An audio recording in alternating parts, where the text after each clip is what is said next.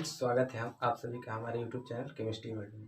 पिछली वीडियो में हमने देखा था कि एटॉमिक नंबर को कैसे हम ज्ञात कर सकते हैं, फाइंड कर सकते हैं। किसी भी एलिमेंट का पीरियोडिक टेबल में जितने एलिमेंट्स हैं उनका एटॉमिक नंबर कैसे फाइंड किया जा सकता है, उसके बारे में ट्रिक हमने देखा था। तो मुझे विश्वास है कि वो वीडियो आपने देखा होगा और बहुत अच्छे से आपको समझ में आया होगा। आज का जो हमारा अगला टॉपिक है वो है परमाणु की बेसिक संरचना, बेसिक स्ट्रक्चर ऑफ एटम। परमाणु की बेसिक संरचना क्या होती है, इसके बारे में बातचीत करेंगे। तो सबसे पहले इसका इतिहास देखेंगे एटम का, ठीक है।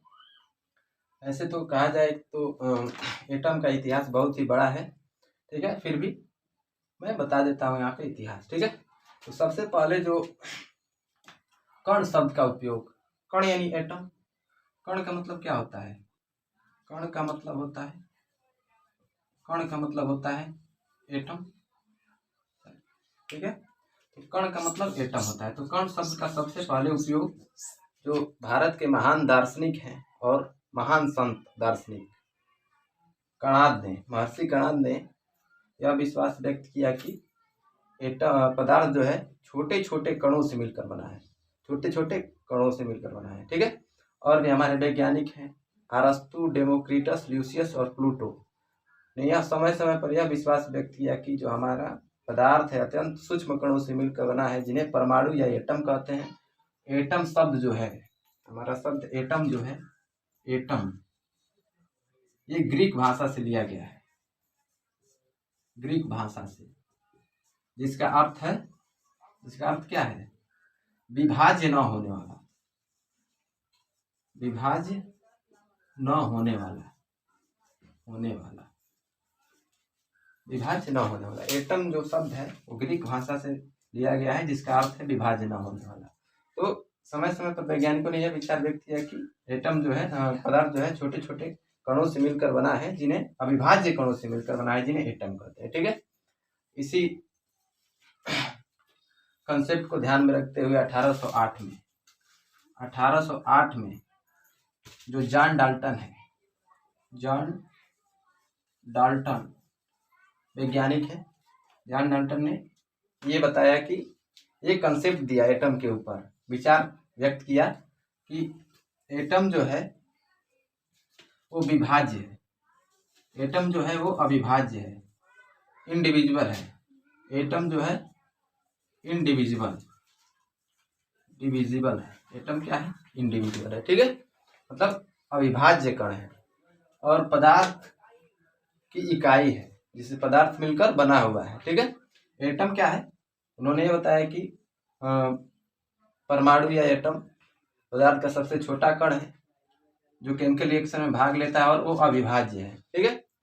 लेकिन लगभग हमको लगता है कि 70 या 90 साल बाद 1879 में कैथोड किरणों की खोज आती है। कैथोड किरणों की खोज हो जाती है, ठीक है, 1879 में। किसके द्वारा? विलियम्स क्रूक्स के द्वारा। विलियम्स क्रूक्स फ्रांस के वैज्ञानिक हैं, विलियम्स क्रूक्स। उन्होंने कैथोड रे की खोज की, ठीक है।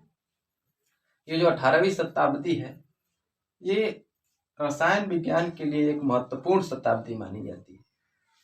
जितनी भी खोजें, महत्वपूर्ण खोजें हैं, वो इसी शताब्दी में हुई है। जैसे 1808 में जॉन डाल्टन ने अपना एटॉमिक मॉडल प्रस्तुत किया, विचार प्रस्तुत किया कि एटम जो है वो अविभाज्य है और पदार्थ की इकाई है, ठीक है। पदार्थ उसी से मिलकर बना होता है, ठीक है। फिर 1879 में विलियम्स क्रूक्स ने कैथोड रे की खोज कर दी। ठीक उसके 5 साल बाद 1886 में गोल्ड आइंस्टाइन ने एनोड रे की खोज कर दी। एनोड रेज, ये इसकी खोज कैथोड रे, ठीक है। इसके बारे में डिटेल में बताएंगे। जो चैप्टर है हमारा क्लास 11th में, पहला चैप्टर, दूसरा चैप्टर है एटॉमिक स्ट्रक्चर, उसी में ये सब डीपली बताया गया, ठीक है। तो 1879 में कैथोड रे की खोज हुई, 1886 में एनोड रे की खोज हुई। फिर उसके लगभग 9 साल बाद 1895 में विलियम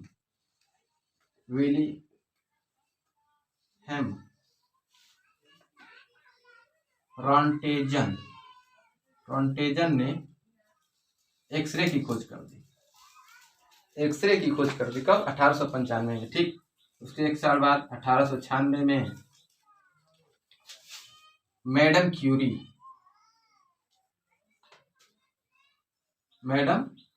क्यूरी और उनके पति पियरे क्यूरी ने रेडियोएक्टिविटी की खोज की, रेडियोएक्टिव सब्सटेंस की, ठीक है। और फिर 1897 में जे थॉमसन ने कैथोड रे का अध्ययन किया, स्टडी किया कैथोड रे के प्रॉपर्टीज का और इलेक्ट्रॉन की। जे थॉमसन इलेक्ट्रॉन की खोज कर दी। तब ये माना जाने लगा। तो ये 1808 में जो जॉन डाल्टन ने अपना एटॉमिक मॉडल दिया था उसको क्या कर दिया? फेल कर दिया। इलेक्ट्रॉन की जब खोज हो गई तो ये बताया गया कि परमाणु जो है हमारा वो क्या है? अब डिविजिबल है। कितने कणों से मिलकर बना है? तो इलेक्ट्रॉन की खोज हो गई। और 1911 में रदरफोर्ड ने अल्फा कण का बौछार किया एटम पे, स्वर्ण पत्ती पे, और ये पता लगा लिया कि उसमें एक धनावेशित भाग भी होता है। तो इतिहास इसका बहुत बड़ा है एटम का, ठीक है। एटम का इतिहास जो है बहुत बड़ा है। तो आगे बढ़ते हैं, देखेंगे तो उसी में रह जाएंगे। हमारा जो आज का टॉपिक है परमाणु की बेसिक संरचना। परमाणु की बेसिक संरचना क्या होती है इसके बारे में हमको जानना है, ठीक है। ये सब जानने के लिए क्लास 11th में जो चैप्टर उसको जाकर देखिए। आसानी से एकदम डीपली बताया गया उसमें कि कब क्या हुआ था और कैसे हुआ था, एकदम आपको समझ में आएगा, ठीक है। तो आज बस बेसिक पढ़ना है, हम बेसिक पढ़ रहे हैं ना, तो बेसिक जब पढ़ रहे हैं तो बेसिक जानकारी बस लेंगे हम, ठीक है। डीप में जाने के लिए class 11 chapter number 2 atomic structure उसमें जाएंगे तो ये मिल जाएगा, ठीक है। तो ये था इतिहास। अब हम आगे बढ़ेंगे, ठीक है। देखिए बातचीत करेंगे एटम होता क्या है, एटम का डेफिनेशन क्या है, यानी एटम का जो परिभाषा है क्या है। ये तो हम जान गए कि एटम का इतिहास क्या है। अब बातचीत करेंगे इसके बारे में कि एटम होता क्या है, उसका डेफिनेशन क्या है। तो एटम का डेफिनेशन देखिए, परमाणु पदार्थ का सबसे सूक्ष्मतम कण है, ठीक है, जो रासायनिक प्रक्रियाओं में भाग लेता है। Take a part of chemical reaction. Atom जो है पदार्थ का सबसे छोटा कण है, इसी से पदार्थ का निर्माण हुआ है और जो रासायनिक प्रक्रियाओं में भाग लेता है। यह 3 कणों से मिलकर बना है, ठीक है। इसके भी ये भी 3 कणों से मिलकर बना है। जैसे 1808 में जॉन डाल्टन ने और ये अवधारणा दी कि एटम क्या है? इंडिविजुअल है। एटम क्या है? इंडिविजुअल है। लेकिन जे थॉमसन और रदरफोर्ड के खोजों ने यह सिद्ध कर दिया कि एटम भी 3 कणों से मिलकर बना है। एटम भी कई कणों से मिलकर बना है, अर्थात उन्हें क्या कहते हैं? मूलभूत कण कहते हैं, ठीक है। एटम जिन कणों से मिलकर बना है उनको मूलभूत कण कहते हैं और ये 3 होते हैं, ठीक है। फंडामेंटल पार्टिकल्स कितने होते हैं एटम के? 3 होते हैं, इलेक्ट्रॉन, प्रोटॉन और न्यूट्रॉन। तो एटम के फंडामेंटल पार्टिकल्स कितने होते हैं? 3। कौन कौन से? इलेक्ट्रॉन, प्रोटॉन और न्यूट्रॉन, ठीक है। इन्हीं से एटम का निर्माण हुआ है, ठीक है। अब ये बात हो गई कि एटम होता क्या है, एटम की हिस्ट्री क्या है। अब ये बातचीत करेंगे कि एटम कैसे बना है, उसकी संरचना क्या, क्योंकि मेन टॉपिक हमारा क्या है? यही है कि एटम की बेसिक संरचना, परमाणु की बेसिक संरचना क्या है, इसके बारे में बातचीत करेंगे कि कैसे बना है, कौन सा कण कहाँ पे स्थित होता है, इसके बारे में कुछ और जानकारी दे देता हूँ। पदार्थ के मूलभूत कण के कण जो होते हैं उनके बारे में, ठीक है। पदार्थ के जो मूलभूत कण होते हैं परमाणु, उनके बारे में कुछ जानकारी मैं यहाँ पे दे देता हूँ। पदार्थ के मूलभूत कण कितने होते हैं? 3 होते हैं। कितने होते हैं? 3। इलेक्ट्रॉन, प्रोटॉन और न्यूट्रॉन। इलेक्ट्रॉन, प्रोटॉन और न्यूट्रॉन ये क्या है? परमाणु के मूलभूत कण है, इन्हीं से परमाणु का निर्माण हुआ है, ठीक है। तो सबसे पहला है इलेक्ट्रॉन, ठीक है, और दूसरा है प्रोटॉन और तीसरा न्यूट्रॉन। तो इलेक्ट्रॉन का सिंबल क्या है? E-। प्रोटॉन का सिंबल क्या है P+, और न्यूट्रॉन का सिंबल क्या है N, और उस पर चार्ज, जैसे चार्ज क्या है N0 है, ठीक है। तो यहाँ पे इलेक्ट्रॉन लिखने का E- लिखने का मतलब क्या है कि इलेक्ट्रॉन की तो सिंबल है और माइनस, इसका पे जो आवेश है क्या है माइनस में, ठीक है। इसका आवेश माइनस में, प्रोटॉन पे प्लस में आवेश रहता है और इस पर कोई आवेश नहीं रहता, इसके लिए इसका नाम न्यूट्रॉन है, ठीक है। इसकी खोज मैं बता दूं कि J Thomson, J Thomson, electron की खोज जे थॉमसन, प्रोटॉन की खोज अर्नेस्ट रदरफोर्ड, ठीक है, अर्नेस्ट रदरफोर्ड। न्यूट्रॉन की जेम्स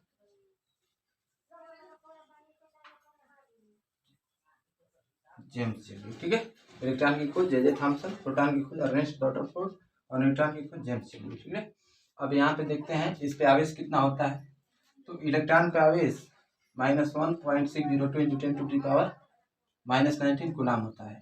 इलेक्ट्रॉन पे आवेश कितना होता है -1.602 इंटू 10⁻⁻19 कूलम, और प्रोटॉन पे आवेश कितना होता है +1.602 इंटू 10⁻⁻19 कूलम, ठीक है।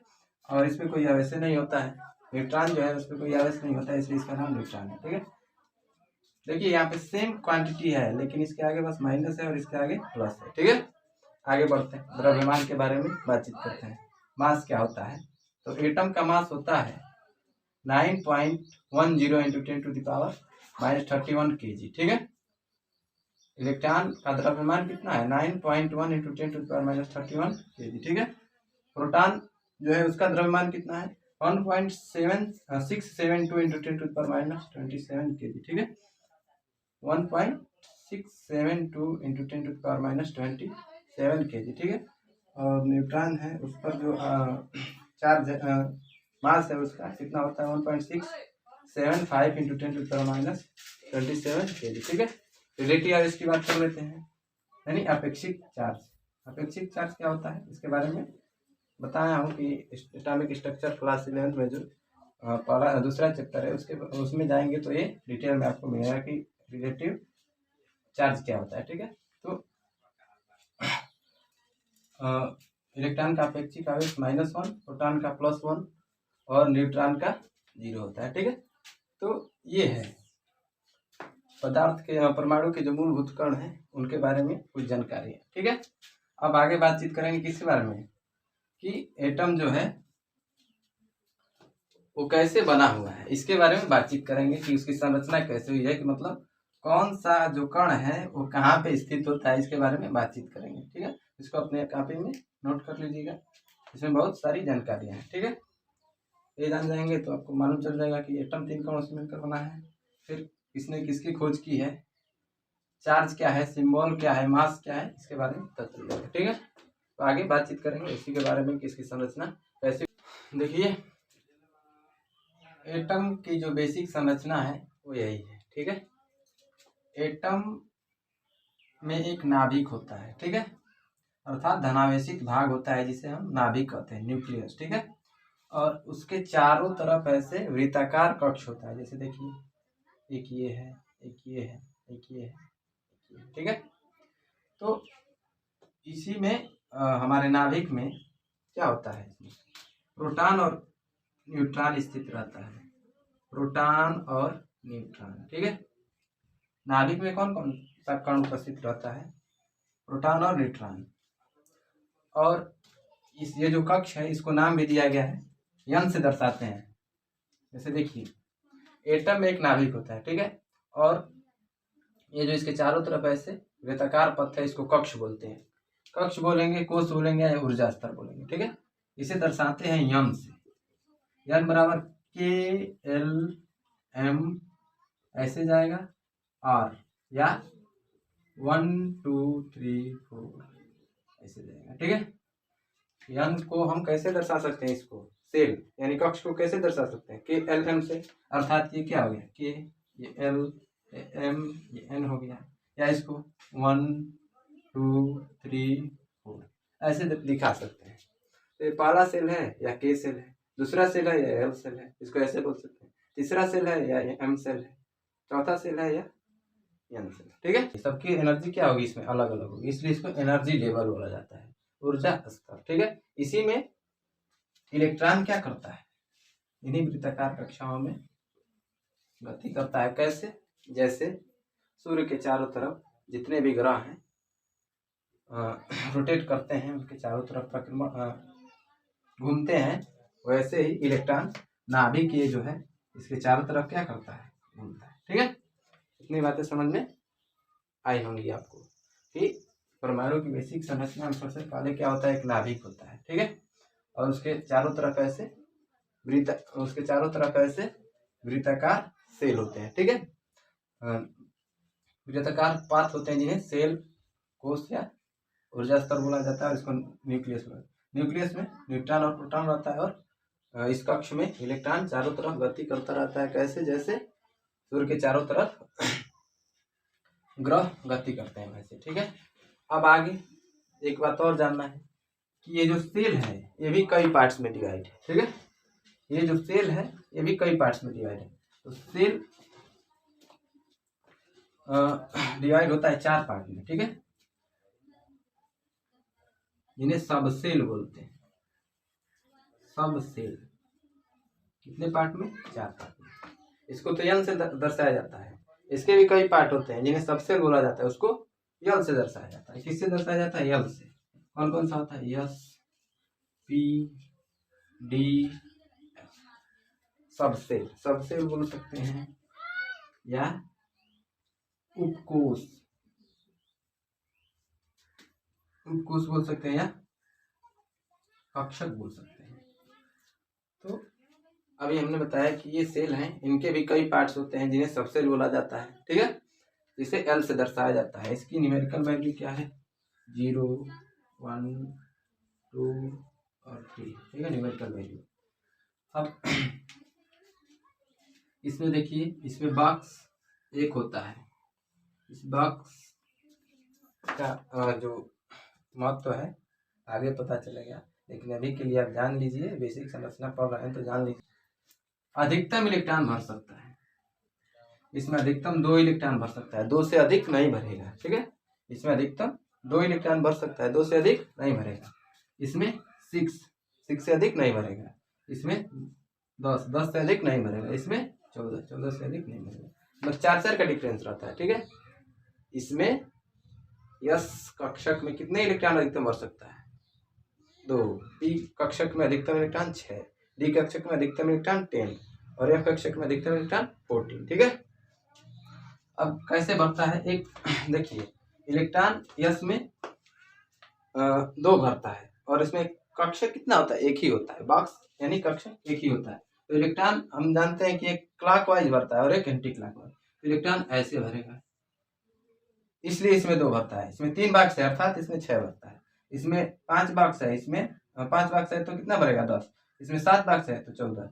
इससे अधिक नहीं भर सकता, इससे कम भर सकता है। जैसे यस में 1 भर सकता है, 2 भर सकता है, 2 से अधिक नहीं भर सकता है। तो इतनी बातें आपको याद रखनी है कि ये जो सेल है कई पार्ट्स में डिवाइड होता है, जिसे सब सेल बोलते हैं, और उसे एल से दर्शाते हैं। एस, पी, डी, एफ होते हैं, ये 4 होते हैं। यस में अधिकतम इलेक्ट्रॉन 2 भर सकता है, पी में अधिकतम इलेक्ट्रॉन 6 भर सकता है, डी में अधिकतम इलेक्ट्रॉन 10 भर सकता है, और एफ में 14। ठीक है, अब ये कौन सेल, सब सेल कहाँ पे स्थित होता है, इसके बारे में जानकारी। ठीक है, तो इसमें यस सब सेल केवल रखता है, इसमें यस पी सब सेल रहता है, इसमें यस पी डी सब सेल रहता है, इसमें यस पी डी एफ सब सेल रहता है।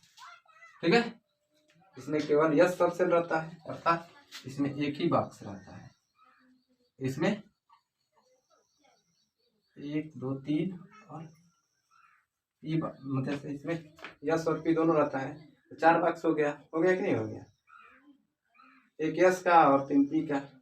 फिर इसमें यस पी डी तीनों है, तो यस यानी 1 बॉक्स, पी यानी 3 बॉक्स, 1, 2, 3, और डी यानी 5 बॉक्स। कितना बॉक्स, 5, 1, 2, 3, 4, 5। ठीक है, तो इसमें इतना बॉक्स रहता है, अर्थात यस में 1 बॉक्स होता है, पी में 3 और डी में 5। ठीक है, इसी तरह इसमें यस में 1 बॉक्स होगा, पी में 3, डी में 5 और एफ में 7। ठीक है, इतना मार्क्स ऐसे ये भरेगा इलेक्ट्रॉन इसमें, ठीक है। अगर हमको चेक करना है कि किस सेल में इलेक्ट्रॉनों की संख्या कितनी है, जैसे मान लीजिए इसमें चेक करना है कि इसमें इलेक्ट्रॉनों की संख्या कितनी है, ठीक है। इलेक्ट्रॉनों की संख्या इस पहले वाले सेल में, के सेल में इलेक्ट्रॉनों की संख्या कितनी है, अर्थात इसमें कितना अधिकतम इलेक्ट्रॉन भर सकता है, इसके बारे में। तो इसके बारे में एक सूत्र है कि कक्ष में अधिकतम इलेक्ट्रॉन की संख्या का सूत्र है 2n²। 2n² से हम पता लगा लेंगे कि किस सेल में कितने इलेक्ट्रॉनों की संख्या है, ठीक है। जहाँ पे n क्या है, n बराबर क्या है, कक्ष। कक्ष का जो न्यूमेरिकल वैल्यू है यहाँ पे पुट करेंगे तो वो निकलता जाएगा, ठीक है। तो इसी तरह जैसे मान लीजिए हम पहले सेल में पता करें कि इलेक्ट्रॉन कितना इसमें अधिकतम भरेगा, तो यहाँ पे क्या कर दें, देखिए 2n² यानी n बराबर 1, 2 × 1 का स्क्वायर यानी 2। इसमें कितना अधिकतम इलेक्ट्रॉन भरेगा, 2। इसी तरह पी में टी कर रहे हैं दूसरे सेल में। इसी तरह दूसरे सेल में देखें, दूसरे वाले सेल में अधिकतम इलेक्ट्रॉन कितना हो सकता है, तो n बराबर क्या रख देंगे, 2, अर्थात 2n², यही फार्मूला है। 2 × 2 का स्क्वायर यानी 2 × 4, अर्थात इसमें 8 इलेक्ट्रॉन भर सकता है। इसी तरह इसमें चेक करेंगे, इसमें 18, इसमें 32। तो पहले वाले सेल में इलेक्ट्रॉनों की संख्या 2 होती है, दूसरे वाले सेल में अधिकतम इलेक्ट्रॉनों की संख्या 8, तीसरे वाले सेल में अधिकतम इलेक्ट्रॉनों की संख्या कितनी हो जाएगी हमारी 18, और चौथे वाले सेल में अधिकतम इलेक्ट्रॉनों की संख्या 32, ठीक है। तो इतना हमको जानकारी होना चाहिए एटम के बारे में, ठीक है, तभी आप केमिस्ट्री में कुछ कर सकते हैं। सबसे पहले हमने बताया कि एटम एक नाभिक होता है और उसके चारों तरफ ऐसे वृत्ताकार पथ होते हैं जिन्हें कक्ष बोला जाता है। उसको n से दर्शाया जाता है, अल्फाबेटिकल वैल्यू KLMN है और न्यूमेरिकल वैल्यू 1 2 3 4 है, ठीक है। इसको और नाम से जाना जाता है, कोश और ऊर्जा स्तर के नाम से जाना जाता है, ठीक है। इसके भी पार्ट्स होते हैं, कई पार्ट्स होते हैं, जैसे उपकोश बोला जाता है, उपकोश बोलेंगे, सबसेल बोलेंगे या कक्षक बोलेंगे, ठीक है, ऑर्बिटल बोलेंगे। इसको n से दर्शाया जाता है। इसमें SPDF 4 होते हैं, ये 4 प्रकार के होते हैं, ठीक है। तो यस में इसकी न्यूमेरिकल वैल्यू क्या है, 0 1 2 3 4, और इसमें बॉक्स कितना होता है, 1 बॉक्स होता है यस में, पी में 3 बॉक्स होता है, डी में 5 बॉक्स होता है और एफ में 7 बॉक्स होता है। अधिकतम इलेक्ट्रॉन कितना भर सकता है, यस उपकोश में 2 भर सकता है, पी उपकोश में 6 भर सकता है, अधिकतम 6 से कम भर सकता है लेकिन 6 से अधिक नहीं भर सकता है। डी वाले में 10 भर सकता है, 10 से कम नहीं भर सकता है, 10 से कम भर सकता है लेकिन 10 से अधिक नहीं भर सकता है। आगे एफ में 14 भर सकता है, 14 इलेक्ट्रॉन, 14 से कम नहीं भर सकता है। तो ये है एटम की संरचना। अगर चेक करना हो कि किस सेल में कितने इलेक्ट्रॉनों की अधिकतम संख्या है, तो उसके लिए सूत्र यहाँ पे है 2n², जहाँ n क्या है, n सेल नंबर है, ठीक है, सेल नंबर कक्षक संख्या है, ठीक है, कक्ष संख्या। तो इतना हमको मालूम है। तो यही है परमाणु की बेसिक संरचना। यही क्या है, परमाणु की बेसिक संरचना, ठीक है। इसके बाद हमारी जो जैसे अगली क्लास होगी इलेक्ट्रॉनिक विन्यास की, वो भी बहुत महत्वपूर्ण क्लास है, ठीक है, इलेक्ट्रॉनिक विन्यास की। जैसे अब हम कहें एक एग्जाम्पल लेते हैं, मान लीजिए हाइड्रोजन एटम, एटॉमिक नंबर 1, अर्थात इसमें क्या है, इलेक्ट्रॉनों की संख्या क्या है, 1 है, और प्रोटॉनों की संख्या भी 1 है, ठीक है। तो इसका एटॉमिक स्ट्रक्चर कैसा होगा, तो देखिए सबसे पहले क्या होगा, एक नाभिक रहेगा, उसमें कितना इलेक्ट्रॉन, न्यूट्रॉन इसमें 0 रहता है, ठीक है, न्यूट्रॉन 0 रहता है। तो एक नाभिक रहेगा, उसमें प्रोटॉनों की संख्या यानी 1 प्रोटॉन रहेगा और 0 न्यूट्रॉन रहेगा, ठीक है। ये क्या है, नाभिक है, और उसमें एक ही सेल रहेगा, क्योंकि पहले सेल में 2 भर सकता है, 2 से अधिक नहीं भर सकता। ये क्या है, इलेक्ट्रॉन कितना है, 1 है। याद रखिएगा कि प्रोटॉन और न्यूट्रॉन केवल नाभिक में रहते हैं, इलेक्ट्रॉन ही इस सेल में भरा जाएगा, ठीक है। तो यहाँ पे हाइड्रोजन की जो एटॉमिक संरचना हो जाएगी वो यहाँ पे एक इलेक्ट्रॉन ऐसे घूमेगा न्यूक्लियस के चारों तरफ। तो ये है एच एटम की परमाणु संरचना, ठीक है। एच एटम की परमाणु संरचना ये है। अब कहते हैं हम दूसरा आइटम ले लें, कार्बन का एटॉमिक स्ट्रक्चर, एटॉमिक नंबर 6, अर्थात इलेक्ट्रॉनों की संख्या 6, प्रोटॉनों की संख्या भी 6 और न्यूट्रॉनों की संख्या भी 6। इसका एटॉमिक स्ट्रक्चर बना के दिखाइए हमको, कैसे बनेगा देखिए, एक बार बता देता हूँ। नाभिक में कौन कौन रहेगा, न्यूट्रॉन और प्रोटॉन, 6 प्रोटॉन और 6 न्यूट्रॉन, ये हमारा नाभिक हो गया। फिर आगे बढ़ेंगे तो कितना है, कितना सेल होगा, 2 सेल होगा। ऐसे 2 सेल होगा कि पहले वाले में तो 2 ही भरता है, 2 से अधिक नहीं भरता है। और बचा कितना, पहले वाले में 2 भर गया, तो ये क्या है, के सेल है, ये एल सेल है, ये क्या है, के है, ठीक है। के में 2 भरेगा, एल में कितना भरेगा, 8 भरेगा, तो 2 भर गया। यहाँ पे बचा कितना, 4। याद रखिएगा 8 से कम भर सकता है, 8 से अधिक नहीं भर सकता है। तो 4 यहाँ पे क्या होगा, भरेगा। और तो दूसरे वाले सेल में इलेक्ट्रॉनों की संख्या 4। यही है हमारा कार्बन एटम का एटॉमिक स्ट्रक्चर,